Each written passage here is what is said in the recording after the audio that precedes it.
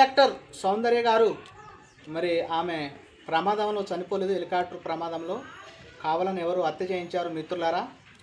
మరి case close చేసింది కూడా మన తెలంగాణ రాష్ట్ర పోలీసు వారు కేసు రీఓపెన్ చేసి ఖచ్చితంగా ఆ మరణం వెనక ఎవరున్నారో వారిని ఖచ్చితంగా అరెస్ట్ చేయాలని నేను కోరుకుంటున్నాను.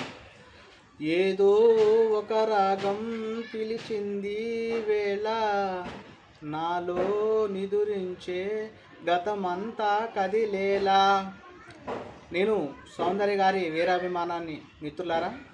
మరి అలాగే ఆమె ఆస్తి 6 ఎకరాలు హైదరాబాద్లో ఇప్పుడు ఎవరి దగ్గర ఉంది, ఆ ఆస్తికి ఆ సౌందర్య హత్య చేయించడానికి కారణం, సంబంధం, లింకు ఏంటి అనేది కూడా మీరందరూ గమనించాలని నేను కోరుకుంటున్నాను.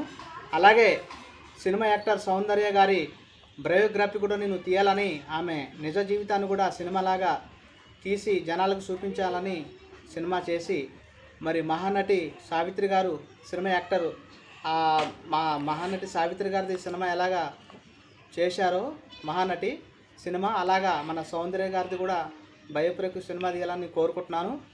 మరి నా దీక్ష తెలుసు మిత్రులారా మీ అందరికీ. ఈరోజు సంవత్సరం పూర్తయింది, 166వ రోజు.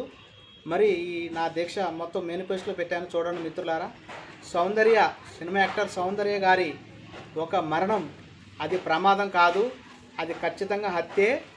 ఆస్తి గురించి, హైదరాబాద్లో ఉన్న 6 ఎకరాల గురించి, దానికి దీనికి సంబంధం ఏంటి, అసలు లింక్ ఏంటి అనేది కూడా నేను రేపు కంప్లైంట్ చేయబోతున్నాను. మా కాడ ఉన్న పిఎస్లో నేను కంప్లైంట్ చేస్తాను. తెలంగాణ పోలీసు మీద నాకు చాలా నమ్మకం ఉంది. ఆ కేసు రీఓపెనింగ్ చేసి ఖచ్చితంగా న్యాయం చేస్తారని నేను కోరుకుంటున్నాను. జై హింద్.